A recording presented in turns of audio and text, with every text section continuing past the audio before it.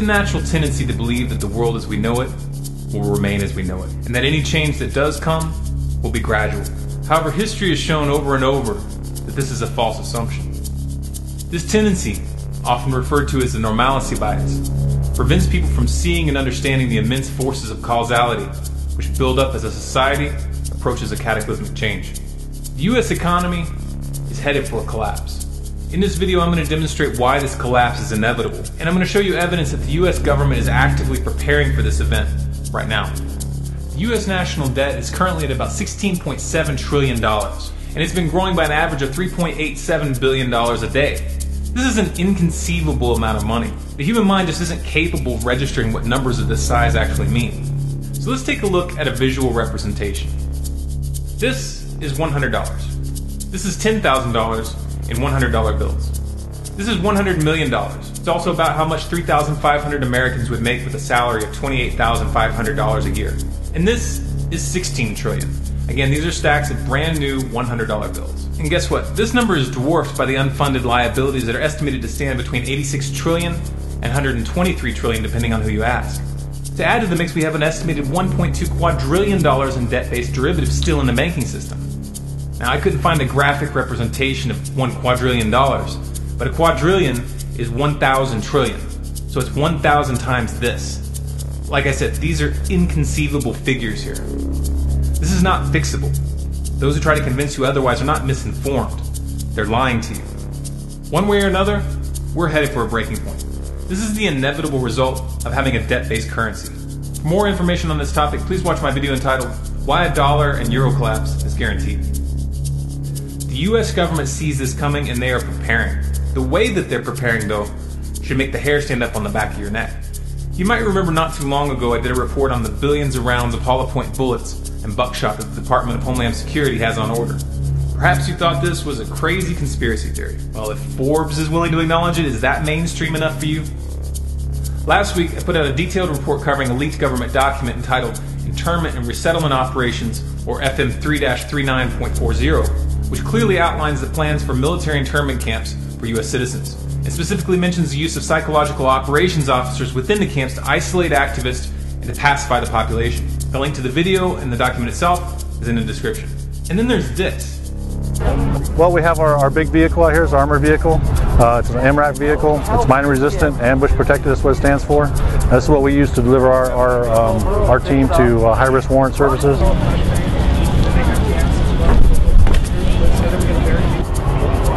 This is the only entry in the vehicle here, so all the operators, we've modified our particular vehicle to have the skids on the sides so that we can have operators on the side and just get off the vehicle from the sides. Makes for a very fast deployment. That's what we're trying to do. If there's an issue while we're out serving a warrant service or something like that, we can shelter in place with this and then go into surround and call out operations inside of here. We can generally get about 10 or 11 operators in here. Very tight, but we can do it. So we get them in there. We have the same on this side. We have a skid on this side as well. We can put four or five operators on here with a shield, and they deploy off this side. The team commander, which is myself, I'll stand in the MRAP and provide overwatch for the team while they're making entry into the house. This glass right here is multiple layers of glass. It's about, I would say, about that thick. It's got multiple layers in there, and it will stop up to a 50 caliber round. The window will. So it provides very good protection for us. We have gun ports in here, so we can actually shoot from within the vehicle. You may think it's pretty loud, but actually it's not too bad. But we do have gun ports there and in the back, and two on the side as well. Our team is stationed in El Paso. That's where we're from. We have a team right now, about 17 certified members, and a couple green team guys that are trying to get on the team. And we cover the entire New Mexico state and West Texas, all the way out from El Paso to Midland. And that's our area of operations. Now, we are a national team, so we can be called to go anywhere in the United States and assist other teams with whatever they have pending. It should be obvious that this isn't law enforcement. These are preparations for war. Combine all of this with the NDAA of 2012 and 2013, which give the military the right to kill or detain anyone anywhere in the world without a trial, and you've got the makings of a full-out military dictatorship. Powers that be have no intention of becoming the powers that were. Their system might be falling apart, but they aren't about to just let the people choose what comes next.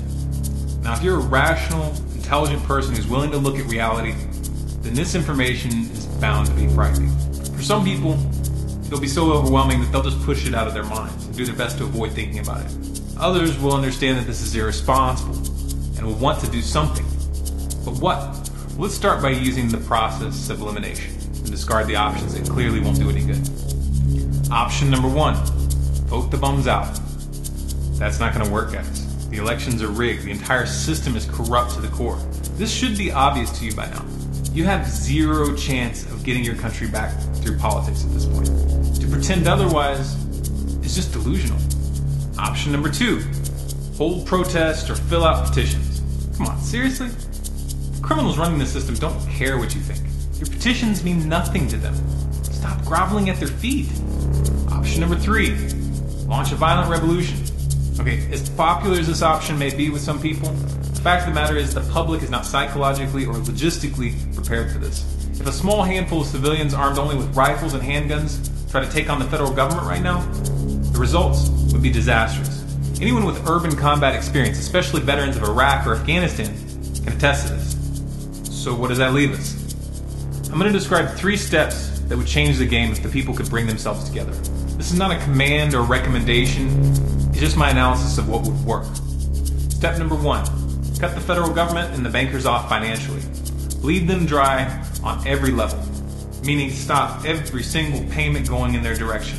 If you aren't willing to go cold turkey in this regard, organizing a file for extension, day of action, for example, this April, might be a start. Make no mistake though, to really bring these crooks to their knees, you're going to have to play hardball. Step number 2, occupy and blockade the Congress. Do not let these criminals through the doors. Congress and the Senate are guilty of high treason.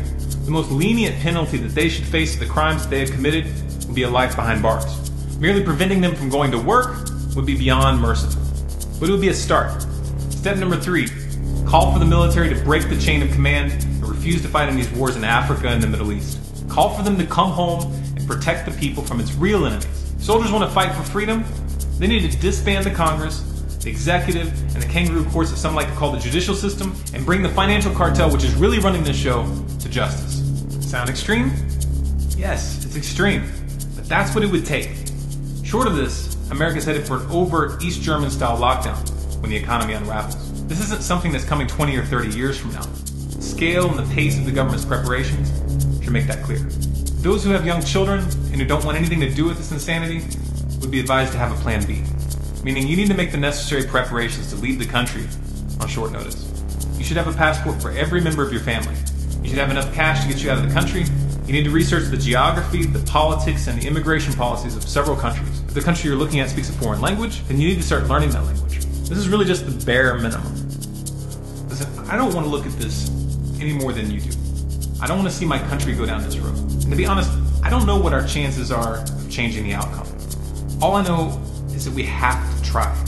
We've got to wake people up to what's coming. If we're going to win, it's only going to be possible if we reach critical mass. If you feel this message needs to get to the public, then please share this video by every means possible. Share it to Facebook, to Twitter, to your friends via email. If you want more content like this, please subscribe to this channel, Storm Clouds Gathering, here on YouTube.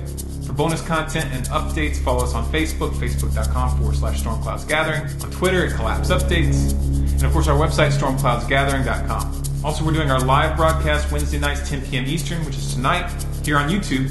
So be sure to check in for that.